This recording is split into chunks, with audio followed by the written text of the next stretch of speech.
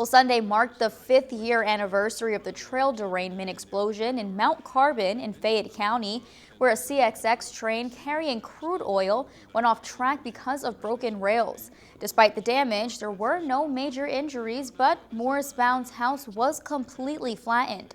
Now, as we have hit the 5-year mark, Newswatch reporter Anna Saunders sat down with Bounds and his daughter to talk about that fateful day.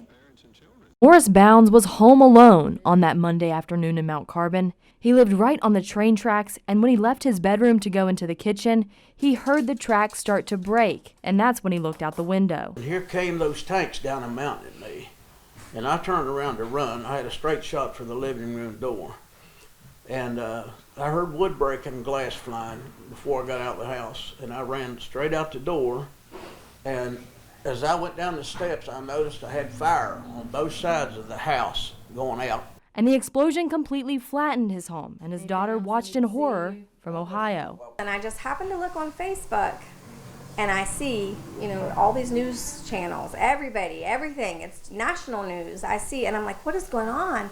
And then I see a post from my brother saying, God help me.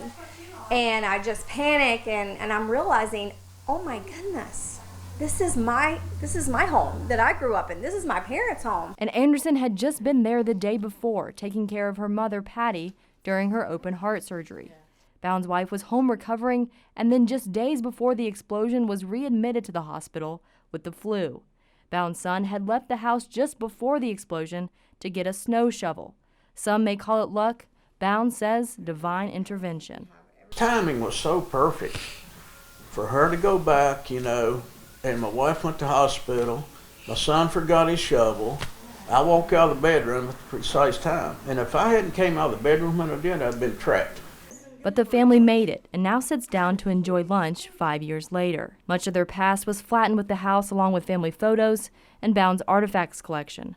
But in a new house with his wife and children around, he counts his blessings. I miss those things, but, we're really blessed. Nobody got hurt in that. And, we're doing well, God takes care of us. Reporting in Falls View, I'm Anna Saunders, Newswatch. Bounds has a written testimony but plans to one day write a book about his experience.